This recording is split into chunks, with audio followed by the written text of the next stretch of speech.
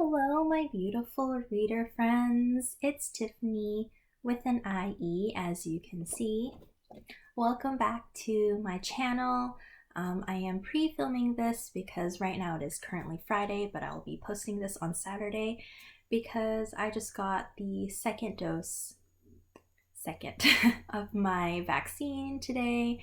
And yeah, I don't know if I'll be having a ton of like good or bad side effects, whatever. I've heard all sorts of things, but yeah, I got the Pfizer vaccine, which I heard is a little bit better in terms of the side effects not being as like harsh as the Moderna vaccine. So yeah, so I might have to go I might have to go to bed early. I might be sleeping in a bit tomorrow, so I just wanted to get this filmed and out of the way.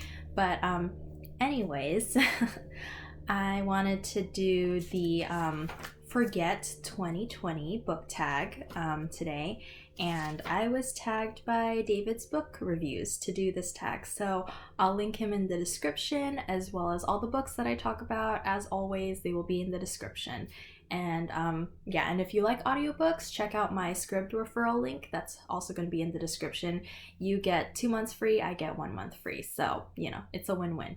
But yeah, let's get into this tag. So the first question or prompt, it says share some good stuff that has happened in 2020 and some bad stuff if you want to.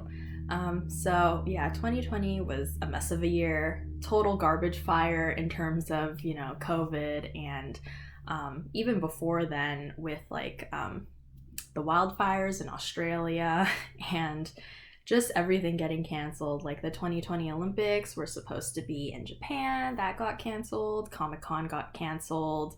Y'all West, Y'all Fest, all the book festivals, LA Times Festival of Books, like everything here in SoCal, like, you know, things got canceled, and all the concerts and everything. So yeah, I mean, that was pretty tough, especially since right now the kids are sleeping, so it's quieter. But definitely it was tough at the beginning because just like all my family, there's like 7 other people here, 2 of them are tiny humans, and it's just a lot because we're in a 1-story house where the walls are like pretty thin, so I can hear everything that goes on inside and outside of this house because we have airplanes that fly by too.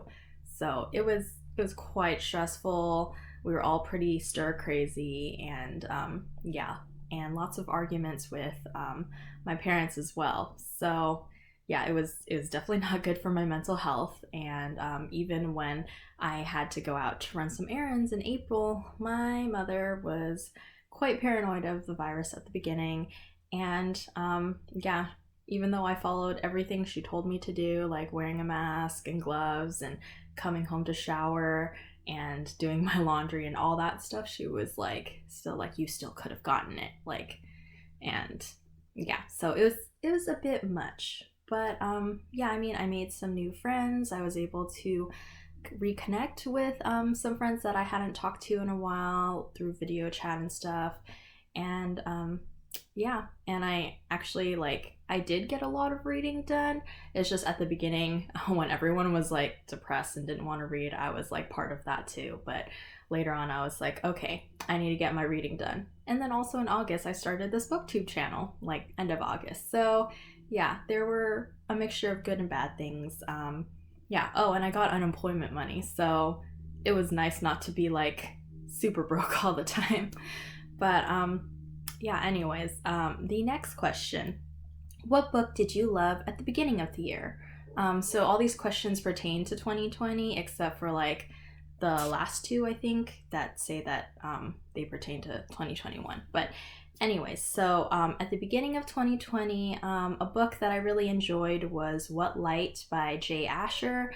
He's the same author of 13 Reasons Why, and I really liked that book at the time. Although I know there was a lot of controversy that came out when the Netflix TV series came out, and people were saying that like the mental health rep wasn't good, and just the author's response to teenage girls who were like his authenticity in writing that part of the story, and just lots of backlash about that. You can read about that anywhere on the internet if you just search for it. But this one's a bit more lighthearted, and it's like a sort of Christmassy romance. It's really cute, and yeah, I mean, I enjoyed it. It's about this girl named Sierra who lives in Oregon most of the year, but her family owns a Christmas tree farm. So every year, like around November, December, they have to go up to California, or go down to California and live there because they're selling Christmas trees and stuff. And that is where Sierra meets this boy named Caleb, who has some trauma from his past that he can't forgive himself for. But, you know, despite all odds, you know, romance happens, and it's just really cute, and also just like so heartwarming, and it's about forgiveness. And yeah, I really like this book. So the next question: what book were you looking forward to that ended up not being great? For this one, I chose like the first book that I read in 2020, which was Hot Dog Taste Test by Lisa Hannawalt. And this book, I had originally heard about it from Owl Crate's channel. Corey from Owl Crate recommended it, and I was like, okay, it sounds interesting because apparently it's like funny, and it's like a kind of a graphic novel-ish. So yeah, I mean, I read through it really quickly at the Newport Beach Library in Orange County. And yeah, I wasn't really a fan. I ended up giving it 2 stars. So, you know, great way to start the year, right? But it was just mainly like, I think like the humor, it was kind of like more, yeah, ribald jokes and kind of dirty humor. But I mean, I'm usually okay. So with like that kind of humor, I used to not be okay with that kind of humor. But yeah, it's just like, it just didn't really click with me in this book. And I know like other people would like it probably, but it just wasn't for me. So yeah. The next question is, what book surprised you this year? So I own this book, but I was looking earlier and I don't know where I put it. It's in one of my boxes in the closet, but yeah, I gave up looking. So I'll just put an image on the screen. But this is Because of Winn-Dixie by Kate DiCamillo. This is actually my first book that I've read by her. Like, I know she's really well known for this book and a bunch of others, but yeah, I finally got around to reading this. I definitely did cry, even though like there is a happy ending and the dog does not die. So yeah, I mean, this book was amazing. I can see why it got a it's either a Newbery Honor or the actual Newbery. I think it was a Newbery Honor. But yeah, I watched part of the movie when I was younger. It had Anna Sophia Robb in it, and I really like her as an actress. So yeah, like I wasn't expecting like too much. I thought it would be sweet and stuff. I definitely did not think that I was gonna cry near the end, but yeah, like this book was amazing. I can see why Kate DiCamillo has so many fans, and I definitely want to read more of her books. So yeah. Number 5, what book do you like but nobody else does or talks about enough? So this is a recent book, actually, kind of more recent. I think I still read it last year though, in 2020. But it was Catherine House, by Elizabeth Thomas.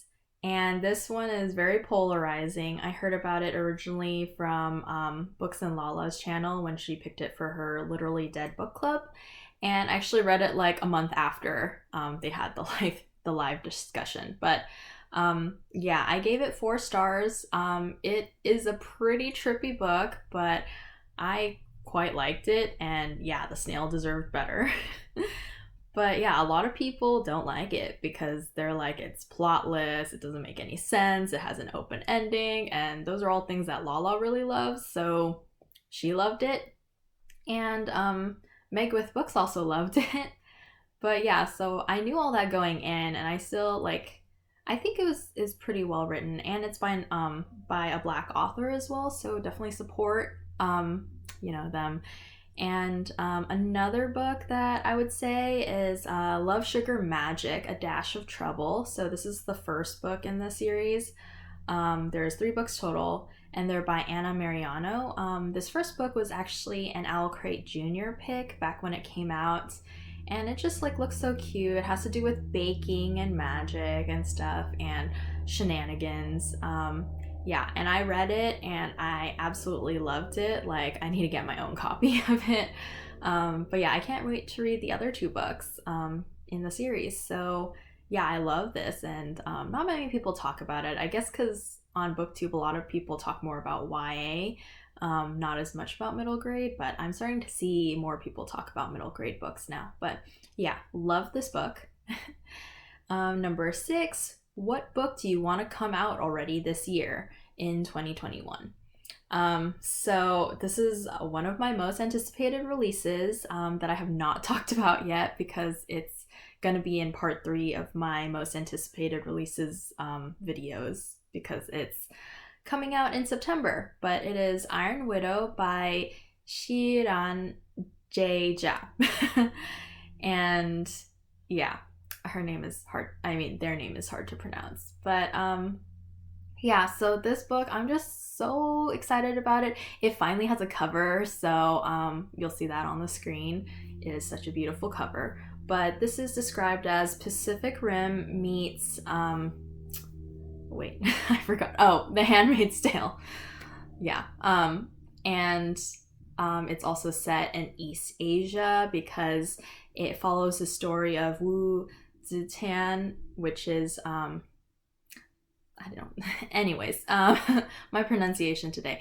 But it follows her, who is the first female emperor of China. So it sounds really awesome. There's also polyamory rep, so totally here for that. And I just want it now, but have to wait till September. And then number 7, what book were you looking forward to that got pushed to 2021? So I have 2 books for this. First we have Bridge of Souls by Victoria Schwab. This is the 3rd book of the City of Ghosts series, I guess. And this is set in New Orleans. And this is the really pretty Owl Crate Junior special edition that came with their box. So yeah. Yeah, I can't wait to read this. This was supposed to come out, I think, like September or October 2020, but it got pushed to March 2nd of this year. And then the other book is We Free the Stars by Hafsah Faisal. This is the sequel to We Hunt the Flame. It's a thick book, but We Hunt the Flame was an Owl Crate pick when it came out, and then with the sequel, this came out in January of this year. It was supposed to come out, I think, November or August or something, sometime last year, but it got pushed back. But they're both finally out now, so I'm so happy to have them in my hands. I still need to read We Hunt the Flame. So yeah, I'm very excited for both of these books. Can't wait to get to them. And the last question, question 8, finally, what book will you think of when you think of 2020? So I have 2 answers for this, sort of like a happy one and a sad one. Let's go with the sad one first, which is Fahrenheit 451, because yeah, garbage fire 2020. So, you know, no explanation needed. And then for the happy book, I would say Howl's Moving Castle, because I did end up reading this, finally finishing it last year in April. And then I made a new friend who was basically Howl from this book. And I got him to read this book, and he was just like, this is amazing. And also I'm Howl. And I'm like, yes, you are. So yeah, so I'll have fond memories of this book, definitely, when I look back on 2020, despite all the bad stuff that went on last year. But yeah, so that is the end of this tag. I hope you enjoyed it, and I'll see you in my next video. Bye!